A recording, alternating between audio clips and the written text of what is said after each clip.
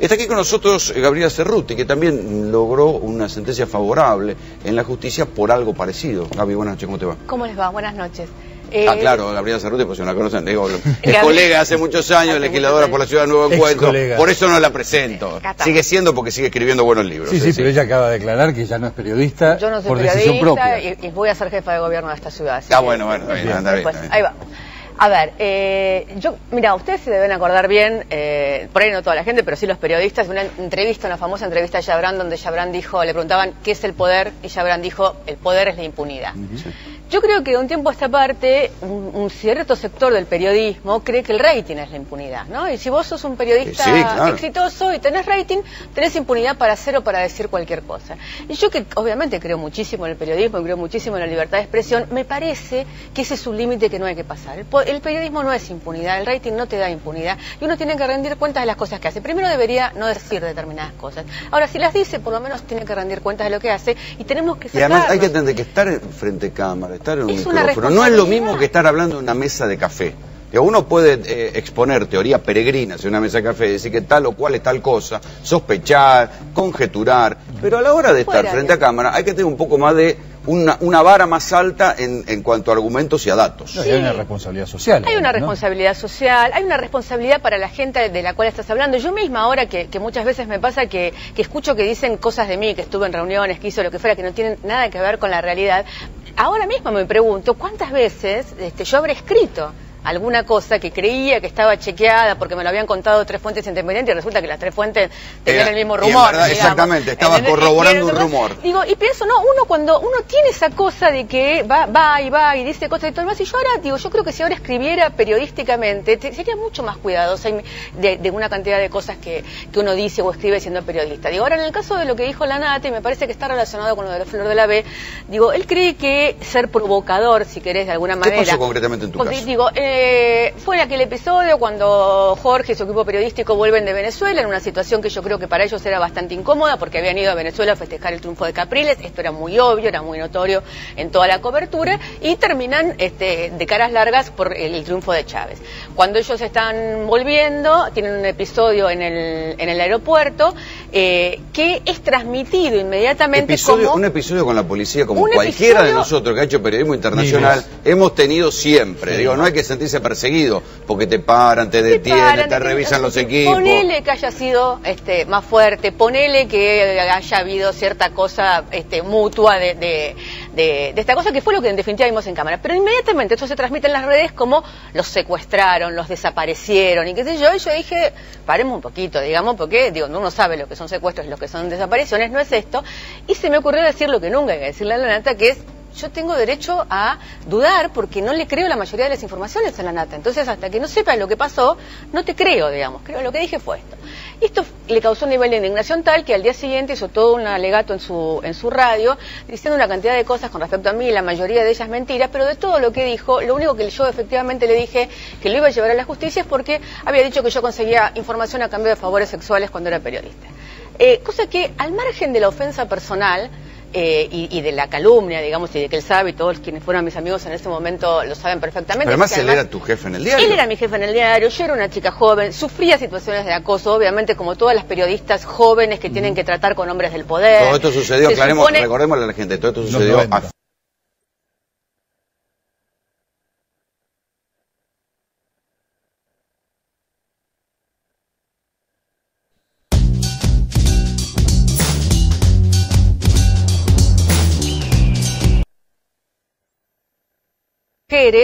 y es la contracara de, el tipo que no te puede controlar, antes de pegarte lo que te grita es puta, es así. Sí, porque además a ningún periodista varón lo acusan de obtener información acostándose con una mujer. Pero eso nos pasa a las periodistas. No, ese es un vivo bárbaro. Nos pasa a las periodistas. Pero no consigue un solo dato. Sí, pero les pasa a las mujeres en general, ¿no? El tipo que no puede, cuando empiezan las discusiones que terminan en violencia real, no solo violencia simbólica y discursiva, el tipo que no puede controlar a una mujer, lo primero que hace es acusarla de puta para después terminar en casos de violencia. Y dije, no se la voy a dejar pasar, no es nombre mío, no es personal, es el nombre de todas las mujeres que sufren todos los días violencia de género, que empiezan como violencia simbólica y como violencia discursiva, y por esto hay una ley de violencia de género, que es lo que yo presento en la causa para de alguna manera pararlo. El juez falla a favor, dice que efectivamente me injurió, dañó mi honor, que está claro que lo hizo para ofenderme y para dañar mi honor, que lo hizo desde un lugar de mucho poder y un lugar público, pero que el Código Penal no establece la figura de violencia simbólica de género, que yo creo que no, que lo establece es la ley de violencia de género,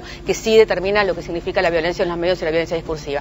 Por eso voy a apelar, porque quiero que esto sea de alguna manera... Que esa sea la figura. Que esa sea la figura, digamos, porque esto no es un tema personal mío con la Nata. La verdad es que hace mucho tiempo nos distanciamos periodísticamente. ¿A qué lo condenó la justicia? La justicia lo condenó a leer el fallo en el programa de radio de lunes a viernes. ¿Lo leyó? Todavía no, porque él también dice que va a apelar, y a pagarme 15.000 pesos, que yo dije en la presentación que van a ser donados a una ONG que trabaja en temas de defensa y de lucha contra la violencia de género.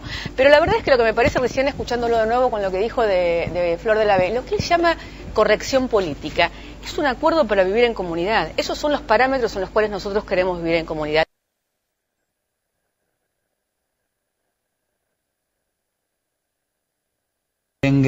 Algo que es bastante complicado desde el punto de vista ideológico. Yo lo que creo es que sí, que efectivamente, digamos, hay un tema ahí de no aceptar, digamos, que esta sociedad de alguna manera evolucionó, de alguna manera después de la lucha de muchas organizaciones durante mucho tiempo se llegó a un nuevo parámetro, y que hay un diferente pacto social respecto a las minorías sexuales. Social con respecto a todas las minorías, digamos, y que todavía la lucha de las mujeres, les guste o no les guste, yo creo que somos una de las grandes mayorías derrotadas todavía en la lucha por la emancipación, así que han dado muchas luchas a lo largo de la humanidad, y la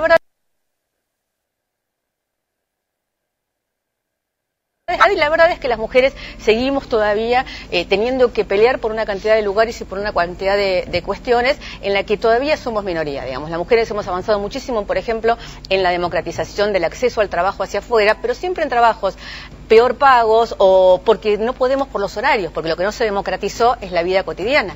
Entonces la mujer, para salir a trabajar, todavía tiene que adentro de la casa hacerse cargo del cuidado de los grandes, de los chicos, de una cantidad de cosas que te restan posibilidades hacia afuera. En esa pelea estamos, y en esa pelea me parece que es donde estos discursos se atrasan muchísimo. Juan, vos me decías que en el caso del exministro Jaguar, que era ministro de Agricultura, que había tenido también un cruce con la Nata, también hay una situación judicial. ¿Qué es lo que está pasando? Sí, esto en realidad, a diferencia de los casos anteriores, no se trata de una cuestión de opinión de Jorge La Nata, sino que acá también está el tema periodístico. ¿Por qué? Porque se trató de una investigación que presentó el programa de Jorge La Nata, que era sobre una causa de los famosos langostinos blancos, que era de un empresario pesquero de Puerto Madre, en Cura Segundo, al cual en su informe propio Jorge La Nata había sugerido que era socio de el entonces ministro de Agricultura Norberto Jaguar. ¿Qué pasó con esto? Que terminó siendo candidato a diputado y le fue muy mal. Le fue mal, pero que incluso fue en media campaña. Directamente esta información repercutió directamente en la imagen de Norberto Jaguar, que ¿qué es lo que hizo? Bueno, fue directamente lo denunció, presentó una querella por daños y perjuicios, en el cual sostiene que obviamente Jorge La Nata no tenía ningún fundamento para vincularlo a él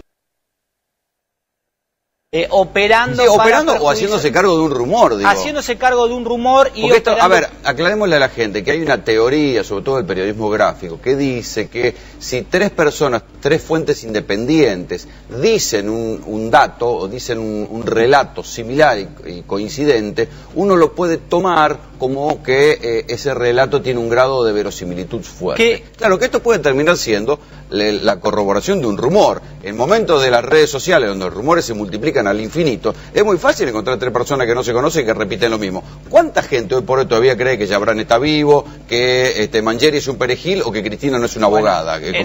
Y sin embargo esto se investigó en la Justicia Federal y se demostró que no era así. En este caso particular, el 6 de octubre pasado fue la primera reunión en los juzgados. Ya directamente no hubo conciliación previa, fueron al juzgado.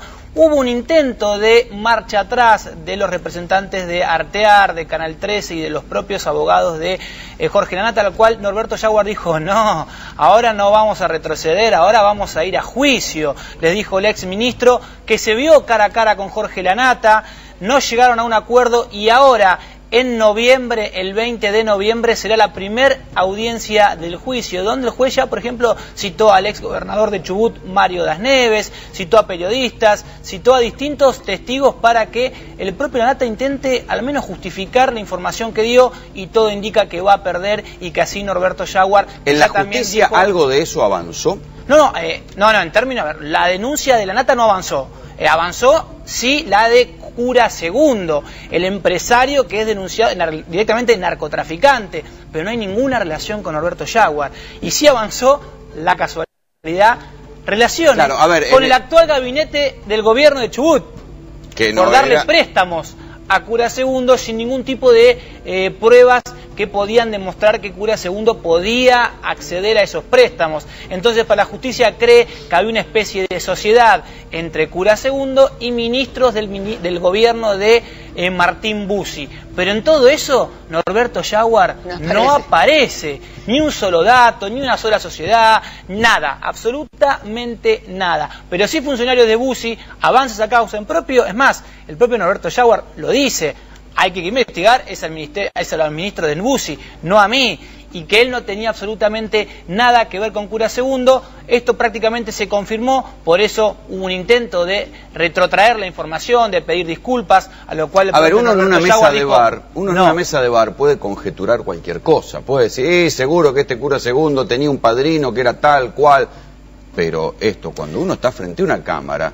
hay que poder sostenerlo, primero por respeto a quien nos está mirando, y después porque si no, esto tiene vuelto. La persona a quien uno acusa tiene todo el derecho del mundo de decir, macho, estás mintiendo. Para Norberto Jaguar, cuando uno consulta, dice que la asociación fue mucho más ligera, porque él dice, ¿cuál fue la asociación en todo caso, del programa La Nata? Fue pesquero, Puerto Madryn, narcotráfico, Jaguar, casa en Puerto Madryn, secretario de Pesca, listo, 1 más 1, 2. Claro. Sí, bueno. Además, digo, me parece que hay que tener en cuenta una cosa, que es el daño que de verdad esto termina haciendo. Digo, yo es el día de... Digo, porque hay mucha gente que es más joven que uno, que escucha a la Nata, digamos. Yo tengo que explicar a veces que el libro El Jefe es en contra de Menem, ¿entendés? Claro. Digo, tengo que explicarlo, porque me dice, pero vos escribiste El Jefe. Sí, pero El Jefe fue uno de los libros que más daño le hizo le molestó a Menem, y que más daño le hizo, porque fue un libro donde se revelaba por primera vez hasta la conexión del menemismo con la Marina y todo eso. Digo, porque dice cosas que quedan instaladas y después, y la otra cosa que a mí me parece tremenda... algunos episodios de violencia de género. Totalmente. Y además, porque a mí lo que me parece, digo, cuando la Nata habla de la grieta, yo creo que le hizo mucho daño a la sociedad argentina. Digo, yo no sé si tiene conciencia de que cuando él habla de alguien, las andanadas de amenazas que recibimos por Twitter, por Facebook, por lo que fuera, ahora las redes sociales, digo, él nombra a un personaje ensuciándolo de alguna manera, y todos estos que se rasgan la vestidura sobre la convivencia y el diálogo, ahora, qué sé yo, recibimos amenazas de muerte, recibimos amenazas tremendas de nosotros, de nuestra familia. Yo me pasé meses que me decían cosas horribles de mí y de toda mi familia. De cada provincia. Gabriela, ¿te puedo preguntar qué pasa en Ciudad de Buenos Aires con la salud reproductiva? Yo creo que en Ciudad de Buenos Aires tenemos el ejemplo más clásico de esta hipocresía, digamos. Es una ciudad donde no se puede hablar de salud reproductiva ni de educación sexual y no se cumple con la ley de educación sexual porque, no sé, porque la iglesia, porque lo que fuera, porque tenemos una moral, y al mismo tiempo es una ciudad donde el jefe de gobierno vetó el protocolo para los abortos no punibles, que es un aborto que está en el Código Penal y que incluso la Corte Suprema le pidió a las provincias que hicieran el protocolo para que los médicos no tuvieran miedo de llevarlo adelante. Nosotros logramos sacarlo en la legislatura y el jefe de gobierno lo vetó. Mira, yo los escuchaba y me acordaba, yo viví en un momento en Londres, donde en Londres el aborto es legal.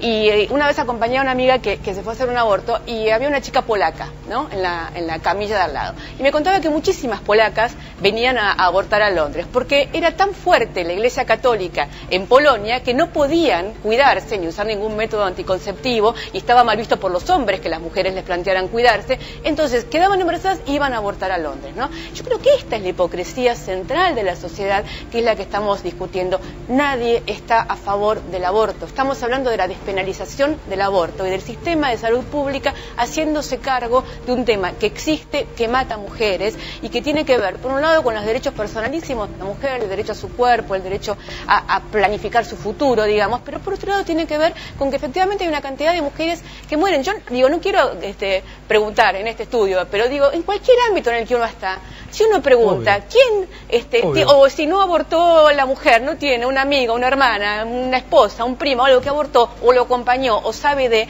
La verdad es que es algo que existe en la sociedad y que seguir negándolo, ahí sí me parece que estamos...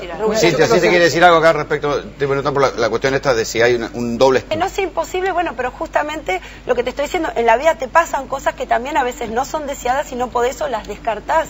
O sea, te pueden suceder. Pero si vos tenés una buena educación sexual, acceso a métodos anticonceptivos y una buena contención también psicológica, social y económica, porque pasar por un embarazo... O sea, y si aún así quedás embarazada, entonces ¿tiene castigo? Permiso, Rolando. No, es que, a ver, no creo que verlo como un castigo, pero hay una vida, o sea, nos guste o no nos guste. A ver, Cintia, digo, yo te voy a decir una cosa. No es un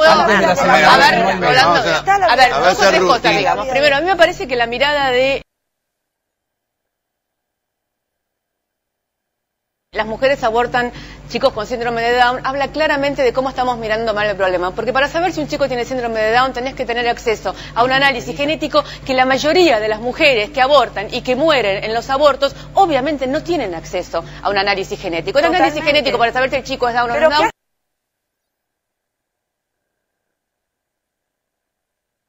mujeres que abortan y que mueren en los abortos obviamente no tienen acceso a un análisis genético. El análisis genético para saber si el chico es Down o no es Down pertenece a una clase social muy particular.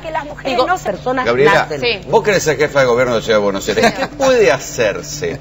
Digamos, ¿qué puede hacer un sistema de salud bueno como el de Buenos Aires? ¿Qué puede hacer? A ver, yo creo primero que efectivamente es un tema que hay que discutir. Ahí está mal escrito, perdón, Marina Glesser. Y que lo que tenemos que hacer desde la Ciudad de Buenos Aires y desde la Nación es seguir impulsando, y si este debate se da todos los años a fin de año, no es por una especulación política, es porque todas las organizaciones y todos los que estamos comprometidos en el tema peleamos durante todo el año para que se dé el debate y en algún momento cae y a fin de año, después de toda esa lucha de todos los años, digo, hay muchas organizaciones como sucedió con el matrimonio igualitario, como sucedió con la identidad de género, que vienen luchando con la fertilización asistida, porque es un tema que está en la sociedad y a mí me gustaría que ya que se gasta tanto en encuestas para tal o cual tema o para ver tal candidato o no tal candidato, ¿por qué no hacemos una encuesta nacional para saber de verdad qué piensa la sociedad argentina sobre este tema? Porque me parece que estamos hablando creyendo que representamos, cada uno, digamos, a un conjunto, y yo tengo la sensación que en una sociedad donde efectivamente... Podría ser un plebiscito. Impulsala, por favor, impulsala, te lo suplico. Hacer una encuesta nacional. Me parece que está muy buena la idea. Es que la verdad es que estamos, si todos estamos rodeados de gente que hizo un aborto o que acompañó a alguien a hacer un aborto, todo lo demás, no puede ser que la sociedad argentina, sea tan hipócrita. No creo que la sociedad argentina sea tan hipócrita. Creo que quienes representan la posición contraria al aborto, de alguna manera, y no estoy hablando de Cintia, representan también otros intereses poderosos en la Argentina y en el mundo, digamos, y que eso es lo que lleva la discusión a determinadas... Pero ¿alguno de ustedes se imagina que con un papa argentino Argentina va a aprobar una ley de aborto? Mira, digo, yo creo que en ese tema me gustaría que la Presidenta se pronuncia, porque se pronunció la Presidenta. La Presidenta dijo que ella está a favor del aborto y que no va a vetar. Y también dijo Néstor Kirchner, que es su marido, cuando era presidente, mandó el proyecto de Código Penal donde se despenalizaba. Son temas transversales. Bueno, pero además me parece que Néstor hubiera aprobado la ley. ¿Cómo? Néstor hubiera mandado. Entonces, lo que dijo no lo va a vetar. Hay que dar el debate en toda su profundidad, porque tal como decían, ahora nosotros desde Nuevo Encuentro tenemos una línea de atención donde le explicamos a las mujeres que necesitan abortar cómo se usa el misoprostol, cómo se tienen que cuidar, hacemos acompañamiento terapéutico. Entonces la verdad es que es un tema que ya no es oculto. Pero es fuerte que ustedes de un espacio político hagan una contravención de la ley. Sí, o sea, habla de una sociedad que realmente no funciona bien. O sea, sí, no se presente lealmente, no legalmente, de manera leal. No. Esta es una sociedad que no quiere mirar lo que está pasando. La sociedad lo quiere mirar. Yo creo que la sociedad lo quiere mirar y que ya hay un lugar de acuerdo social con respecto a esto. Esto no tiene que ver con las decisiones personales. Hay mujeres que le ponen música al Levatés y me parece bárbaro, ¿entendés? O sea, porque la diferencia entre el embarazo no deseado y el embarazo deseado es todo. Digo, el amor, la alegría, el disfrute del embarazo deseado frente a la angustia del embarazo no deseado es toda la diferencia.